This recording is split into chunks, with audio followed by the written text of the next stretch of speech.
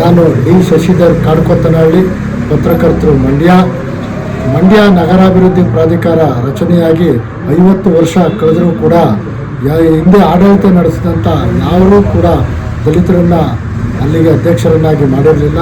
ಇದೇ ಪ್ರಥಮ ಬಾರಿಗೆ ನಮ್ಮ ಜನಪ್ರಿಯ ಶಾಸಕರಾದಂಥ ರವಿಕುಮಾರ್ ಗಣಿಗಾರ್ ಅವರು ಪತ್ರಕರ್ತರಾದಂತಹ DP ಪ್ರಕಾಶ್ ರವ್ರನ್ನ ಗುರುತಿಸಿ ಮಂಡ್ಯ ನಗರಾಭಿವೃದ್ಧಿ ಪ್ರಾಧಿಕಾರದ ಅಧ್ಯಕ್ಷರನ್ನಾಗಿ ನೇಮಕ ಮಾಡಿದ್ದಾರೆ.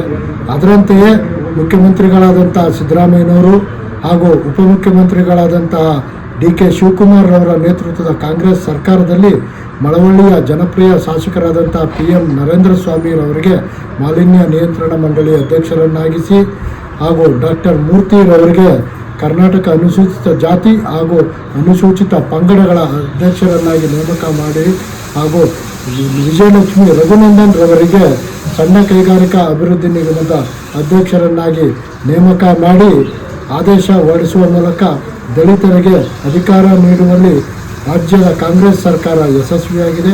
ಈ ಹಿನ್ನೆಲೆಯಲ್ಲಿ ಅಧಿಕಾರ ನೀಡಲು ಕಾರಣೀಕರ್ತರಾದಂತಹ ಮಂಡ್ಯದ ಜನಪ್ರಿಯ ಶಾಸಕರಾದಂತಹ ರವಿಕುಮಾರ್ ಗಣಿಗಾರ್ ಅವರಿಗೆ ಹಾಗೂ ಜಿಲ್ಲಾ ಉಸ್ತುವಾರಿ ಸಚಿವರಾದಂತಹ ಚಲುವರಾಯ ಸ್ವಾಮಿರವರಿಗೆ ಹಾಗೂ ಅಧಿಕಾರ ಪಡೆದಿರುವ ಜಿಲ್ಲೆಯ ದಲಿತ ಮುಖಂಡರುಗಳಾದ DP ಪ್ರಕಾಶ್ ರವರು, PM ನರೇಂದ್ರ ಸ್ವಾಮಿರವರು, ಡಾಕ್ಟರ್ ಮೂರ್ತಿರವರು, ವಿಜಯಲಕ್ಷ್ಮಿ ರಘುನಂದನ್ ರವರಿಗೆ ಇದೇ ಬರಲಿರುವ 28ನೇ ಭಾನುವಾರ ಬೆಳಗ್ಗೆ 11 ಗಂಟೆಗೆ ನಗರದ ಕಲಾಮಂದಿರದಲ್ಲಿ ಅಭಿನಂದನಾ ಕಾರ್ಯಕ್ರಮವನ್ನು ಆಯೋಜಿಸಲಾಗಿದೆ.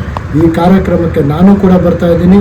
ದಯಮಾಡಿ ಎಲ್ಲರೂ ಕೂಡ ಭಾಗವಹಿಸಬೇಕು ಅಂತ ತಮ್ಮನ್ನೆಲ್ಲರನ್ನು ಕಳಕಳಿಯಿಂದ ಮನವಿ ಮಾಡಿಕೊಡ್ತೀನಿ. ನಮಸ್ಕಾರ, ಧನ್ಯವಾದಗಳು.